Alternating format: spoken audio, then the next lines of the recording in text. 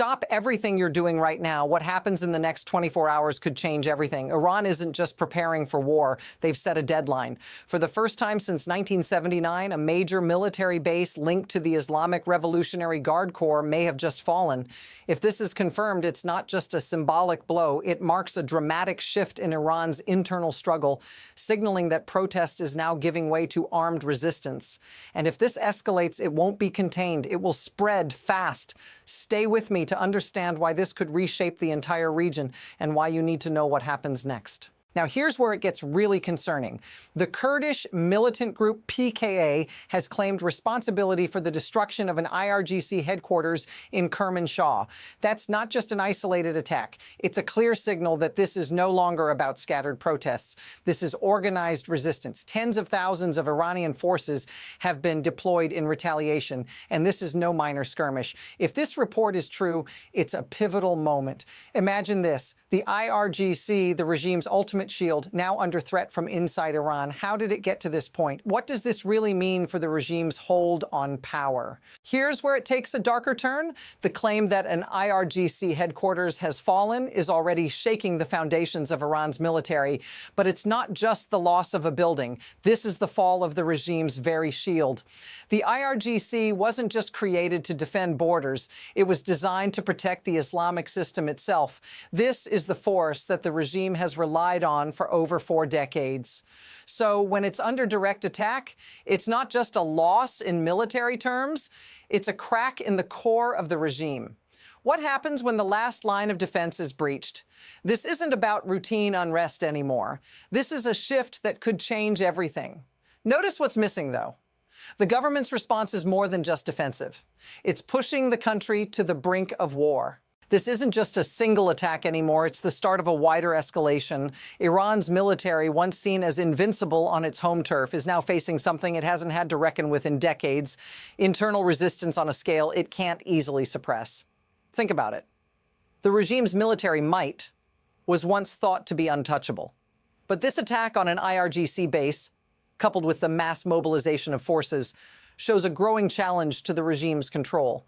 And it's not just isolated to one location.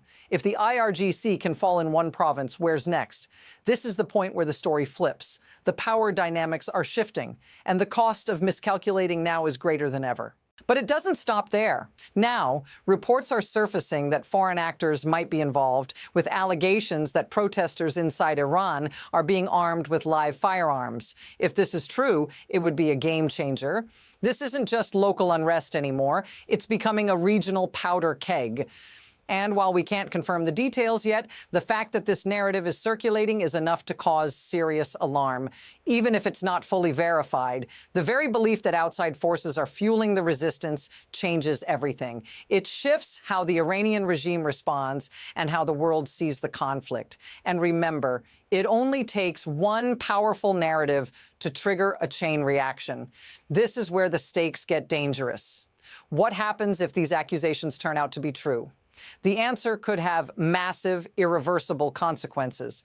Now, the situation is stacking up faster than anyone anticipated. First, we have the claim about the IRGC base falling, followed by mass mobilizations and foreign weapons rumors. But that's not all. Leaked footage shows something even more chilling. Iranian forces raiding hospitals, dragging out wounded protesters, firing shotguns inside medical facilities. This isn't just a crackdown, it's a message. The regime is telling its people, there is no safe space. Nowhere is off limits. And that's when things really start to spiral. When you militarize medical spaces, when you escalate repression like this, it's not just about suppressing protests anymore. It's about survival. The cost of continuing down this path is rising. What happens if this doesn't stop? The situation is already out of control, and it's only getting worse. Now let's take a step back and think about what this means for you.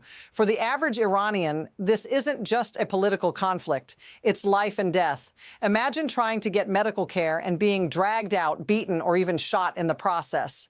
That's the reality for many people right now. This isn't just about a government failing its people. It's about a system that's willing to destroy its own population to stay in power. For you, Watching from the outside, it's easy to feel disconnected. But if this feels familiar, if this echoes the kind of instability you've seen elsewhere in the world, then you're not alone.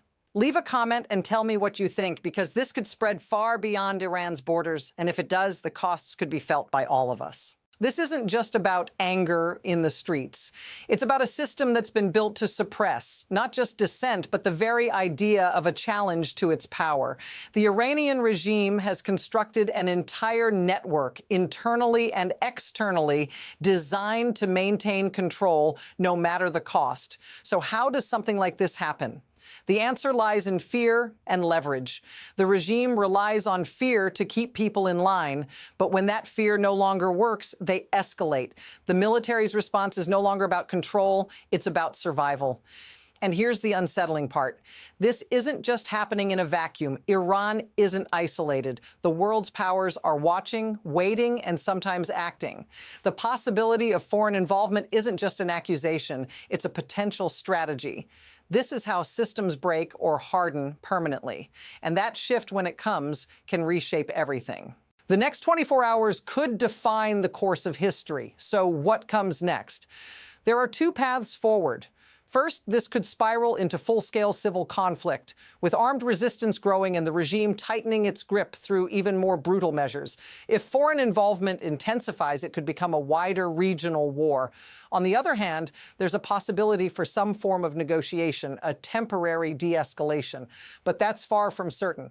Every move now is calculated under pressure and with massive consequences. And as every actor in this crisis makes decisions, the momentum is already shifting in ways we can't fully predict. But make no mistake, the next decision will be crucial. The path ahead is uncertain, but one thing is clear: the stakes are only getting higher. So here's the truth. Iran is at a crossroads. A regime once thought untouchable is now facing a domestic crisis that threatens its very foundation. The claims of a fallen IRGC base, the escalating violence, the whispers of foreign involvement, these are not just headlines. They're signs that something bigger is coming. And that's what you need to understand. When systems break or harden, the world will feel it. This isn't just about Iran anymore. This is a test of power, resilience, and survival. As this situation unfolds, the entire region and possibly beyond could be forever changed. So if you want to stay ahead of the story, if you want to track what happens next, don't forget to subscribe, hit the like button, and share this video. We'll be here to break it all down for you.